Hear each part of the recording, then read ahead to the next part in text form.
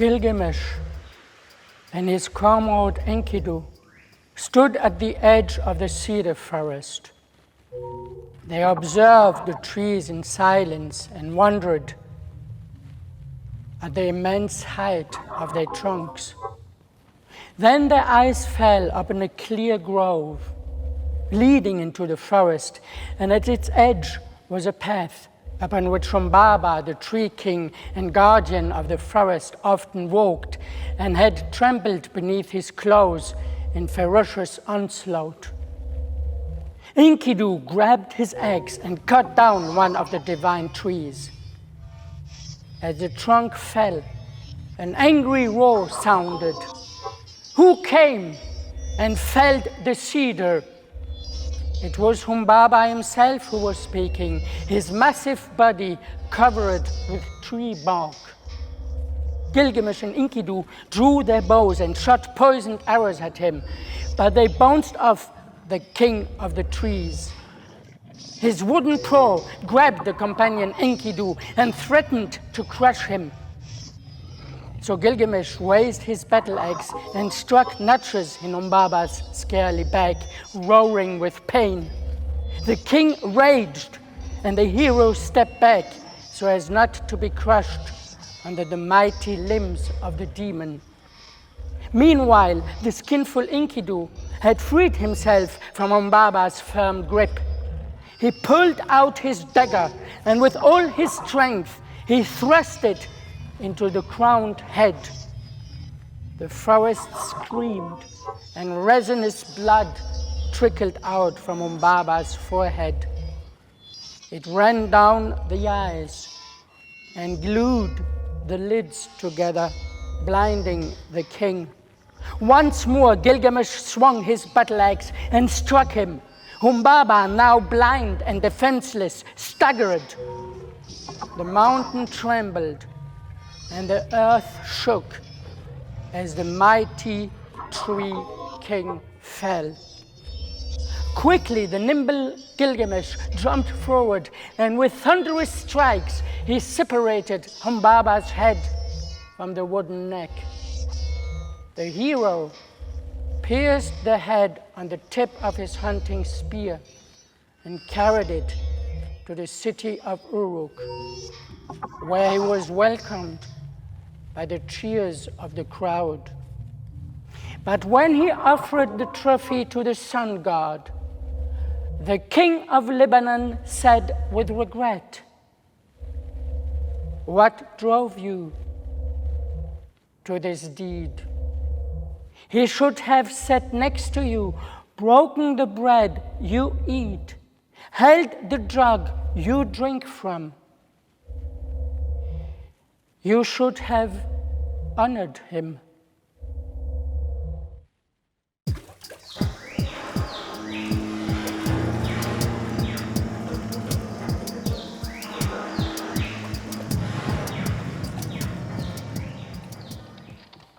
It's burning everywhere right now. In the rainforest, in the cedar forest, in the redwoods, in our German forest. In recent years, forest fires have increased worldwide due to drought and heat waves, particularly in Europe. Through deforestation and destruction of habitat, 10,000 tree species worldwide are threatened to become extinct. That is every sixth tree species on Earth. Tree species are therefore more endangered by the man-made climate and nature crisis than other plants and animal species, of which every 8 species is endangered today. This fact is really hard to understand because trees seem so robust to us. Each individual lives hundreds to 1,000 years, some even reach 10,000 years of age.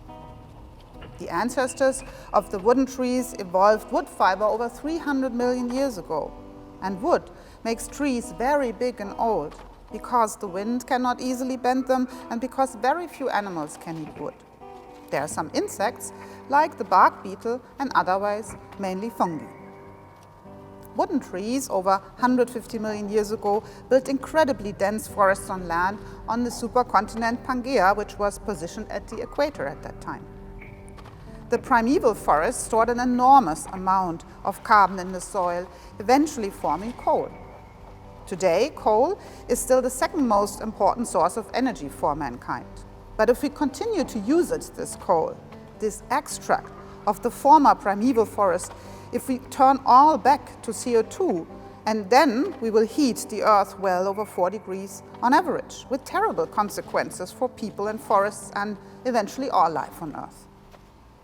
As humans, we cannot eat wood, but we have been using wood for weapons and clothing, as building and heating materials since we were around.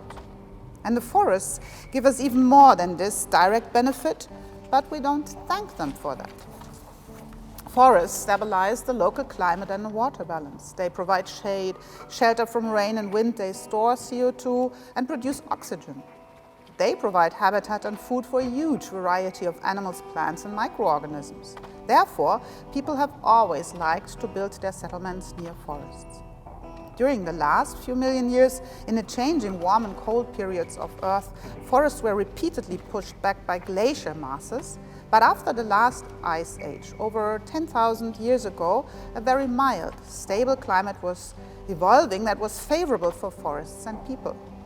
Yet through the rapidly growing settlements and then cities, a struggle, a clash between forests and humans developed, which is reported in the oldest writings, such as the Gilgamesh epic, the Greek myths, the Old Testament and the Edda. Disrespecting their storyline of hubris and nemesis, we still think we'd be winners if we push back the wild forest, if we slash, cultivate and burn it. After the Industrial Revolution, only 50% of Earth's forest cover remained, and today it is only about 30%. More areas are currently being deforested than grown, and if so, mostly through unsustainable forestry. Half of our forests today are managed, and the really old wild forests, which can store the most CO2, which give habitat to the most diverse species, they make up less than 15% of the Earth's surface. In addition to deforestation, climate change is now increasingly the enemy of the forest. So our forest is really not doing well. In Germany, a third of our landscape is still covered with forest, but this is mostly young forest, monocultures. The most common tree species in Germany, the conifers, spruce and pine, the deciduous trees, beech and oak, they really have a hard time. The droughts of recent years has led to the premature fall of the leaves and the clearing of the crowns. In the case of the spruce, mild winters favor the mass reproduction of bark beetles.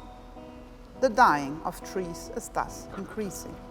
And every tree we lose worsens our carbon footprint. We use so much fossil fuel per year and person that each one of us would have to nurture 1,000 adult trees in order to neutralize one's CO2 emissions. It is really time that we should protect and honor the wild forest.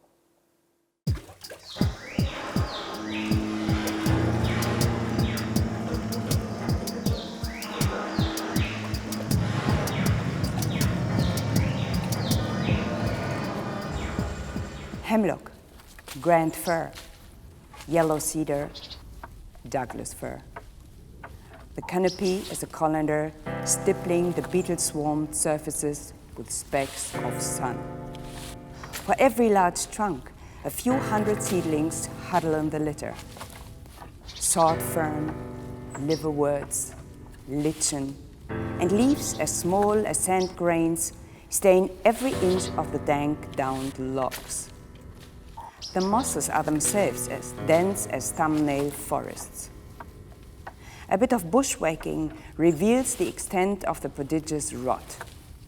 Crumbling, creature-riddled bolts decaying for centuries.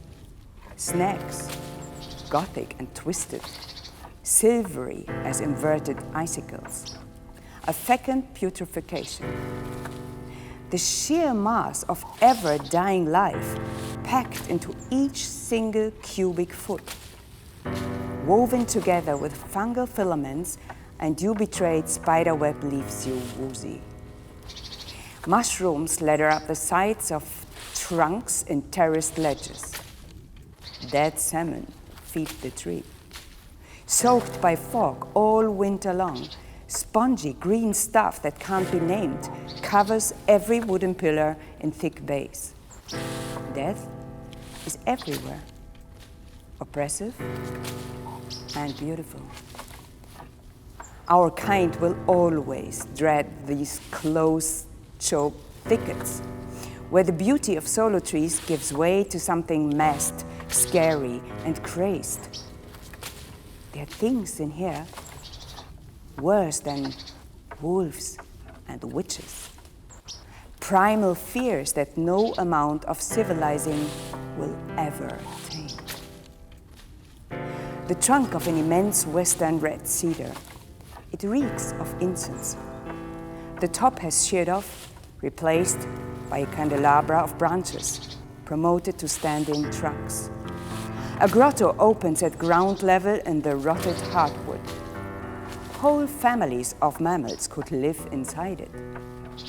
But the branches, 1,000 years on, drooping with scaly sprays, 12 stories high, are still crammed full of cones.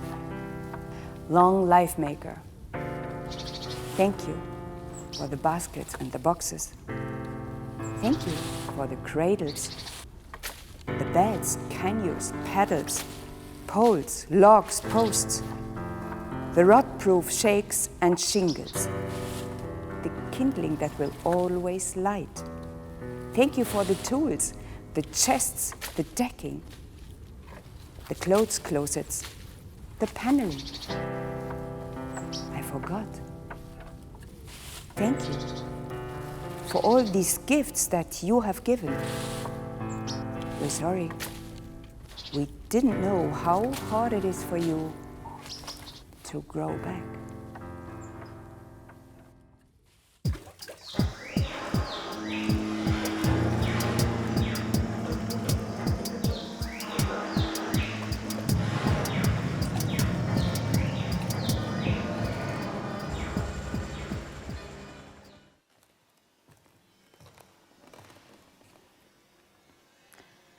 Hello, my name is Meiting Shi. I'm very happy to be here today. Actually, I'm a kindergarten teacher in Kreuzberg, and this is not an easy job.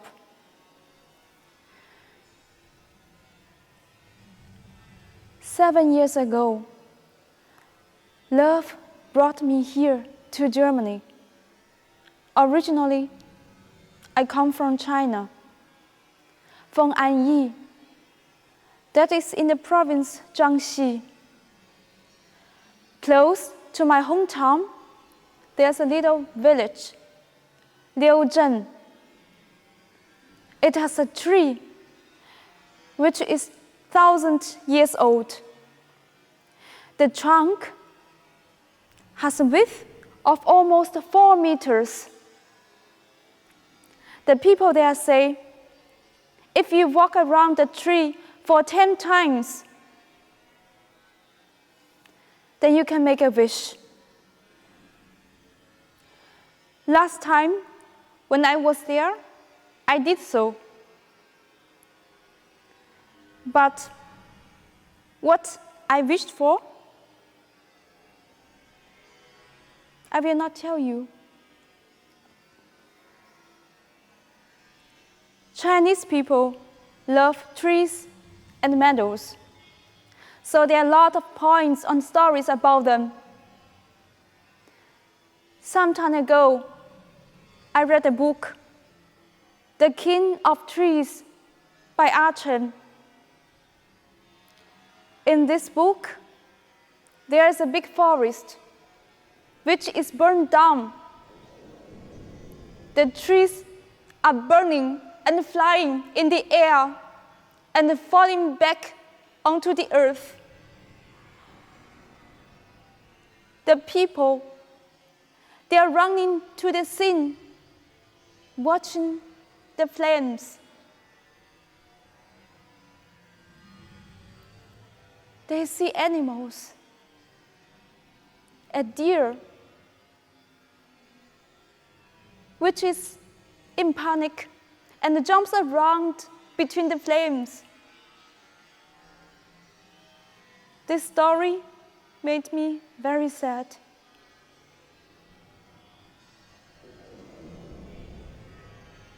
Every time when I'm sad,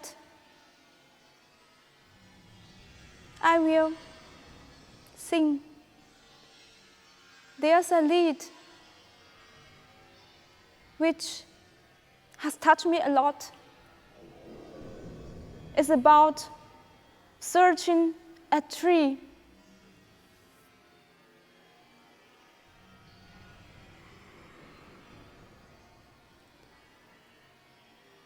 Don't ask me where I come from. My homeland is far. Why do I wander around? Because of the birds in the sky, because of the stream that flows through the valley,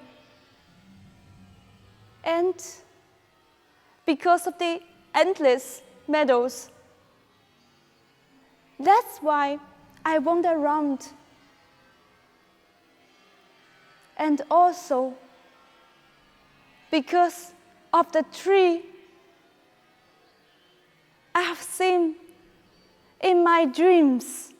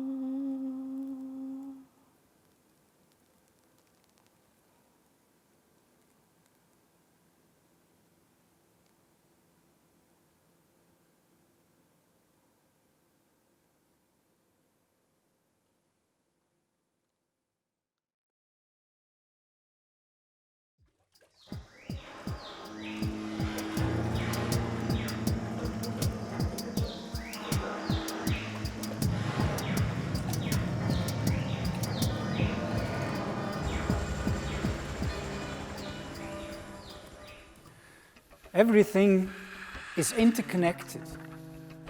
This sentence by Alexander von Humboldt is one of the first sentences that allows us to get the Earth system as a fully interconnected system. So Alexander von Humboldt was one of the first who managed to describe the Earth as an interconnected system with humanity and nature being part of the very same system. Today, when we discuss the Earth system, we talk about different spheres.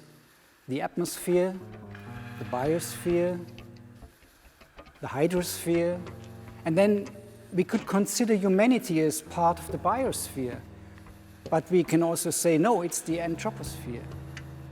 We might even, since the Industrial Revolution, talk about the technosphere, which is shaping part of the Earth system.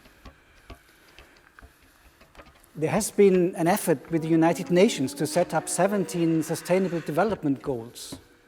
Those are reflecting these subsystems. And following those 17 Sustainable Development Goals of the United Nations would allow us to navigate through the 21st century, hopefully making the world a better world. 2 of those Sustainable Development Goals refer to life on Earth and to climate action. Those 2 are also reflected in what is called the global planetary boundaries.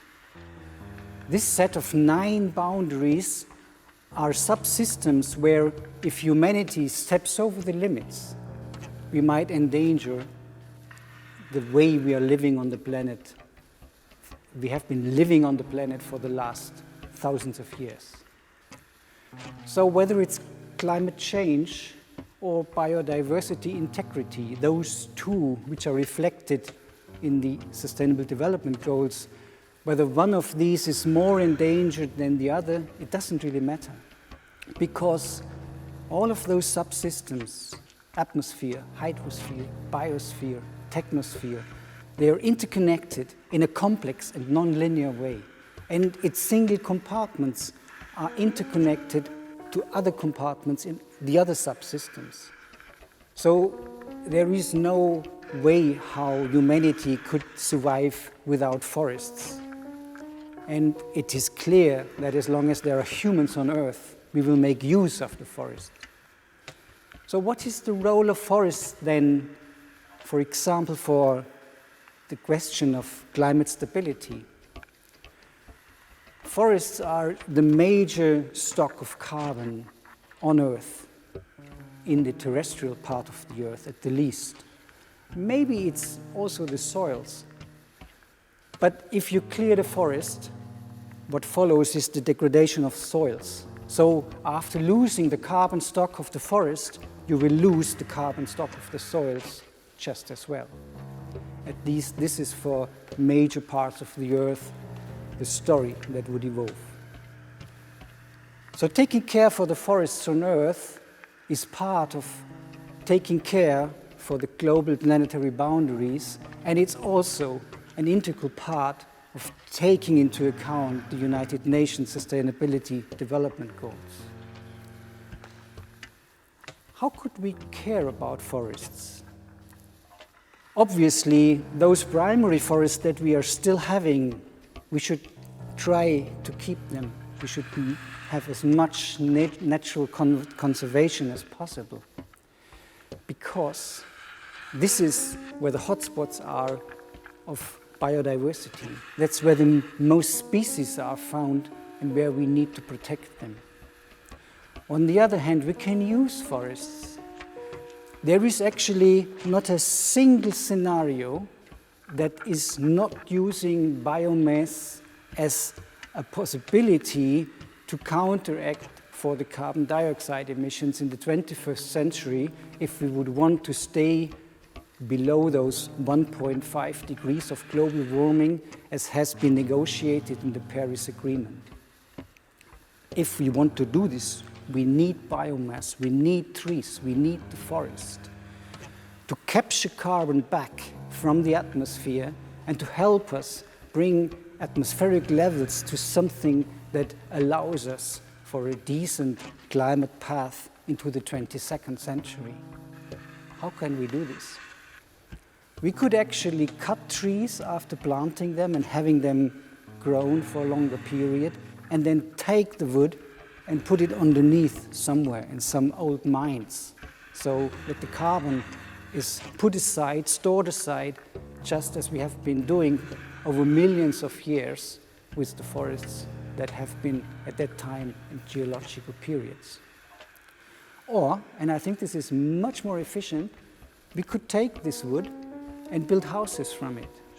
We can even think about wooden houses in the metropolitan areas of industrialized countries. Why not? We would save a lot of cement. And the concrete is one of the major factors for the emission of carbon dioxide. So trying to substitute concrete with wood is a very efficient way, actually, to use the managed forest not as a resource just for burning, but as a building material. By this, we would get a better balance of the carbon dioxide stocks between the biosphere, the atmosphere, and the anthroposphere. So maybe take this with you as a possibility to keep the planetary boundaries as a concept, making your way through the Sustainable Development Goals, preserving the pristine natural forests that there are in those parts of the world where they still exist, and using forests on managed land to make the best out of it for a common future.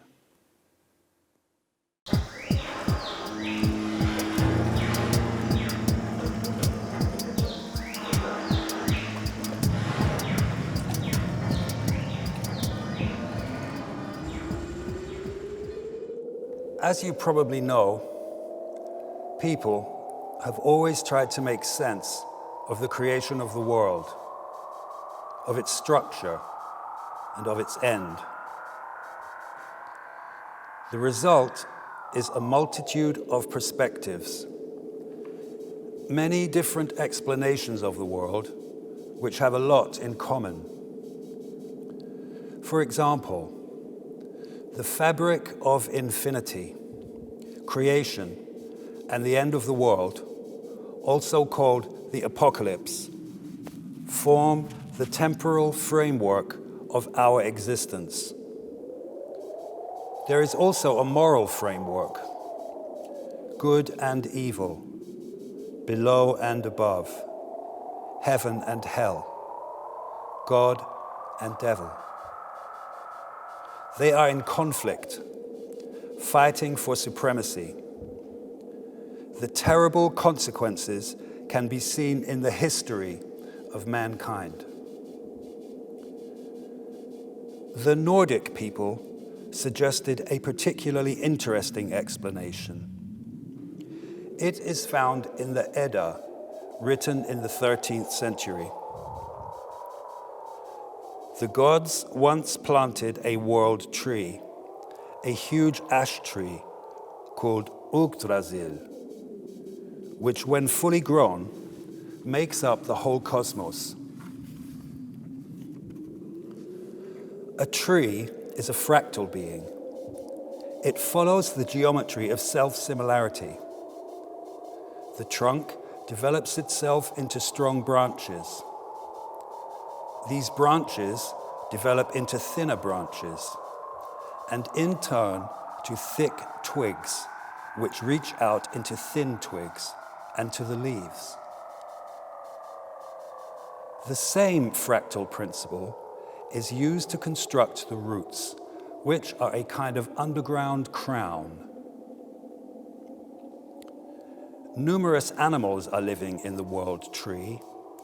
For example, 4 deer in the crown. Also, a clever, nameless, but unfortunately broken-winged eagle, between whose eyes a hawk is sitting. which occasionally flies out to provide the eagle with new visions. Under the ground, a dragon called Nidhugur bites and claws at the roots of the ash tree. It also poisons the groundwater from which the world tree draws its strength. One is led to understand that the eagle is the principle of good. The dragon is the principle of evil. Between these two powers, a squirrel hurries back and forth across the trunk. Raddatz, drill tooth, delivers eagle's insults and threats to the dragon, and upon return, brings the dragon's slander back to the eagle. Meanwhile, for the ash tree, things are getting worse and worse. How much longer will it be able to stand there? They say the trembling of the tribe heralds the end of the world. One day, the tree may fall in a mighty storm and bury everything beneath itself. For Yggdrasil, the world tree, certain life forms are much more dangerous than others, such as the bark beetles, which excavate their tunnels everywhere between the bark and the trunk. The bark beetle lives in all possible places of the trunk, below, in the middle, above. It doesn't know the difference between good and evil. It has almost no horizon because it can only just see as far as the next chamber. It's a good place to live between tree and bark, a real comfort zone. The single bark beetle is completely harmless in itself. It is dangerous only when it appears by the thousands. The fallen tree offers a solid basis to life for quite some time. Even in a flood, even at the end of the world.